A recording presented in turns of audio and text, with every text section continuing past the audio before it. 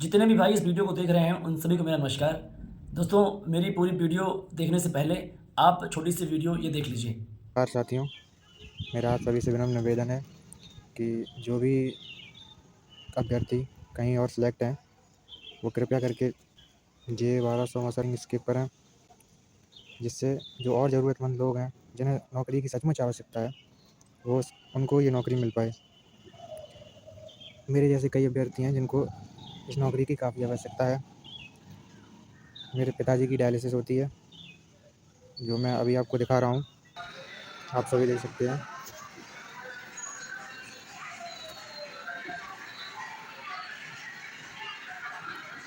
ये मेरे पिताजी हैं और मुझे इस नौकरी की काफ़ी ज़रूरत है। साथ ही मेरे कई अन्य साथी हैं जिनको भी कुछ पारिवारिक समस्याएं हैं, जिन्हें भी इस नौकरी की काफ़ी ज़रूरत है। तो आपसे विनम्र निवेदन है कि जो भी कहीं पे भी सिलेक्ट हैं तो वो कृपया करके टास्क स्किप करें। धन्यवाद।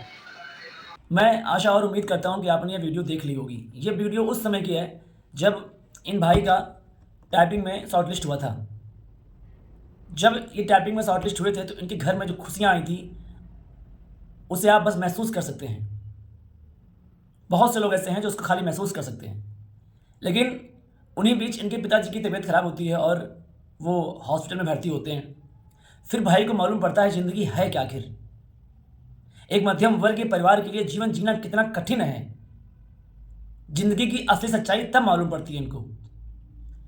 आर्थिक स्थिति उतनी सही नहीं थी कि अच्छे से अच्छे हॉस्पिटल में बाबूजी का इलाज करा सके। हमारे भाई छोटी सी वीडियो बनाते हैं ये कि जिनका भी कहीं सिलेक्शन हो चुका है वो टाइपिंग देने ना आए। ये वीडियो उस समय की है। फिर टाइपिंग होती है और टाइपिंग होने के बाद अब समय था उसके परिणाम का इंतजार करने का।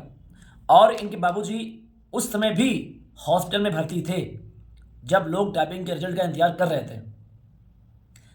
इनके बाबूजी का बस एक ही क्वेश्चन था इनसे, भैया रिजल्ट कब आ रहा है, भैया रिजल्ट कब आ रहा है। लेकिन कहते नहीं कि कुछ चीज़ें अपने हाथ में नहीं होती।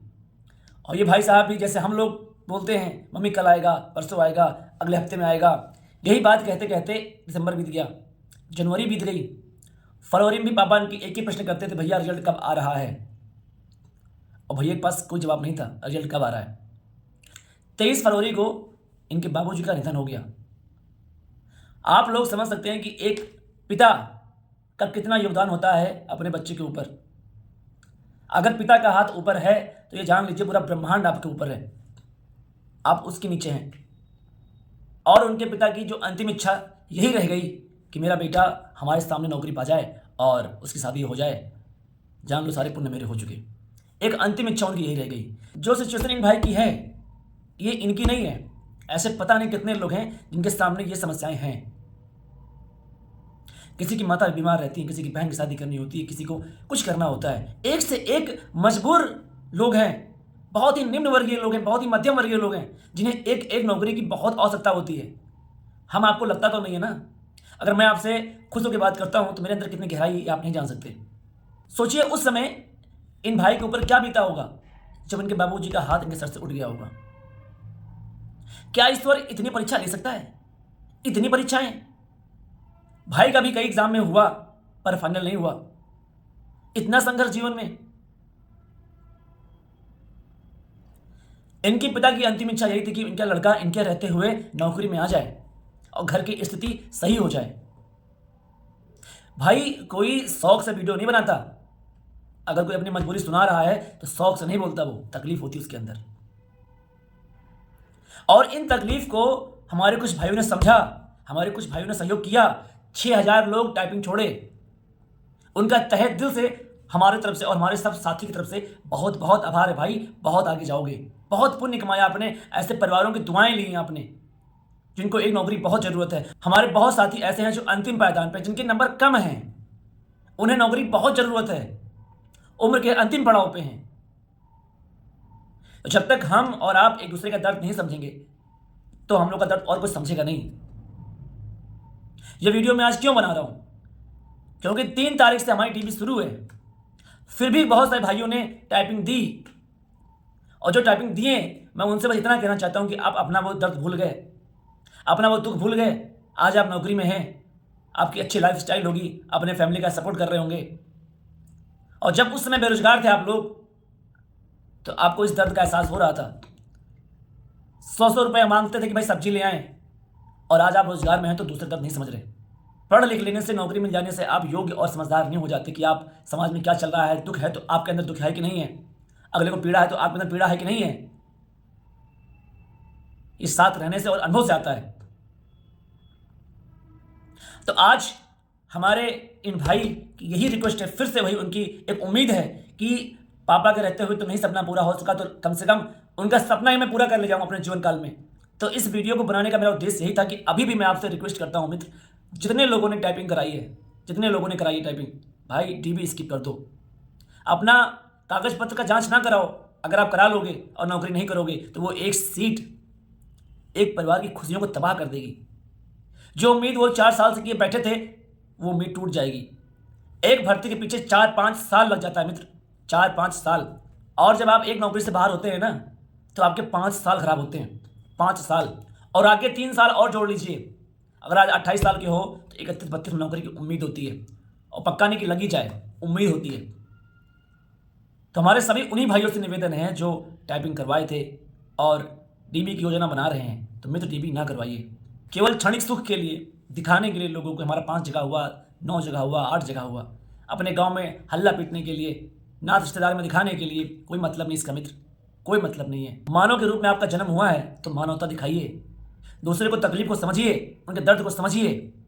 हम भी आप लोग के साथ में लेखपाल में चिल्ला चिल्ला के बोल रहे थे भाई डीबी छोड़ दो, वीडियो में कहा डीबी छोड़ दो, वन दुर्गम वाला डीबी छोड़ दो, कई बार मैंने भी कहा। और मुझे उम्मीद है कि आप अपने उस तकलीफ को याद करोगे जिस समय आप तकलीफ में थे। आज आपका जीवन सुखमय है, आपका परिवार का जीवन सुखमय है, तो कम से कम इन भाइयों के दर्द को समझिए। आपको पता होगा एक पिता की कीमत क्या होती है जब सर पे उनका हाथ नहीं होता। लगता है दुनिया उजड़ गई है, कोई नहीं है, आप बेसहारा हैं। आज इन भाई पे क्या बीत रही है ये आप भली भांति समझ सकते हैं। क्या ये आगे उसी ऊर्जा के साथ पढ़ाई कर पाएंगे? इनका फ्यूचर क्या होगा आगे, जो वो जानता है? पढ़ पाएंगे ये अब आगे? इनकी पारिवारिक स्थिति इतनी सही नहीं है कि आप नौकरी करें या पढ़ें। तो भाई ऐसे हमारे बहुत भाई हैं जिनको ज़रूरत है, वास्तव में ज़रूरत है। ये कोई IAS PCS की नौकरी नहीं है, लेकिन एक छोटी सी नौकरी है जो जीवन यापन कर सकते हैं अपना ये अच्छे से, वो भी। तो ऐसे बहुत से भाई हैं। मैं आपको एक वीडियो और दिखाना चाहता हूँ। बहुत से लोगों के पास बहुत सुविधाएं पढ़ने के लिए होती हैं, वो लाइब्रेरी ज्वाइन करते हैं, कमरे पे अच्छी अच्छी किताबें रखते हैं, बढ़िया कमरा होता है, टाइल्स लगा होता है, लाइट जला करती है, लैपटॉप होता है, आजकल तो आईफोन आ गया है, वो भी होता है, बहुत सब सुविधाएं होती हैं। आपने इस वीडियो को देखा होगा। ये होता है पढ़ने का जुनून, कुछ करने का जुनून, नहीं कुछ करना है। तो अगर आप लोग एक डीबी स्किप करते हैं तो ऐसे भाई बहनों का उद्धार होता है।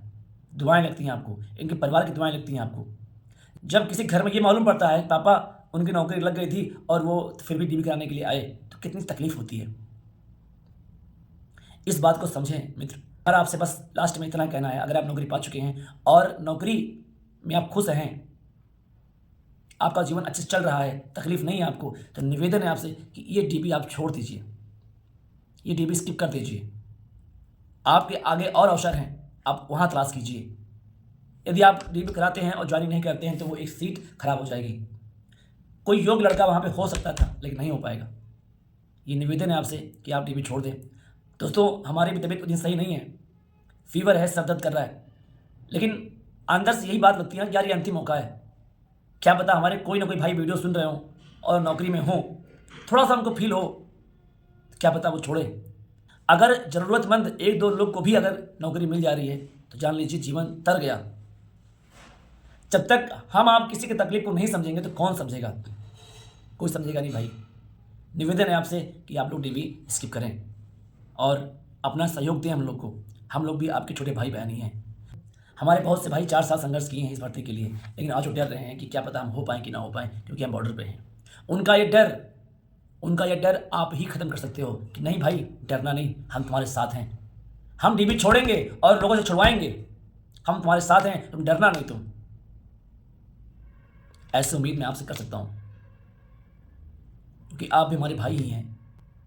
तो ये उम्मीद हम आपसे कर सकते हैं कि उन भाइयों के साथ, ये उम्मीद मैं आपसे कर सकता हूँ कि आप उन भाइयों के लिए खड़े होइए, आवाज़ उठाइए कि नहीं भाई डरो मत, हम खुद डीबी छोड़ेंगे और लोगों से छुड़वाएंगे। आप बस अपने कागज पत्र तैयार करो और इस बार चाहेंगे तो आपको नौकरी मिलेगी इस बार। बस यही उम्मीद मैं आपसे चाहता हूँ। इस तरह सहयोग आप एक बार कर दें, हमारे उन सभी भाई बहनों का उद्धार हो जाए। क्योंकि ये जो वर्ष है 1262 लोग का होना है, उसके बाद फिर और वैकेंसी हैं, 55 से 12 है, 32 से 2 है, बीपीओ है। अगर हम अपने अंदर एक साल इस तरह एकता बना लिए कि नहीं भाई डरो मत, मैं खड़ा हूँ मैं साथ में, ना डीबी करवाऊंगा ना किसी करने दूंगा, तो हमारे इस वर्ष जो 2025 चल रहा है, बहुत से घरों में दिवाली अच्छी बनेगी। बहुत से घरों में जहां 7 पीढ़ियों में कोई गवर्नमेंट जॉब नहीं थी, वहां गवर्नमेंट जॉब जाएगी। तो बस इतना अंतिम निवेदन है आपसे कि इस दर्द को समझिए, इन भाई के दर्द को समझिए। बस इतनी बातें आपसे कहनी थी। अगर मेरी बातों से किसी को थोड़ा ठेस पहुंचा हो तो क्षमा करना, लेकिन बातें एकदम जेन्युइन हैं। जय हिंद।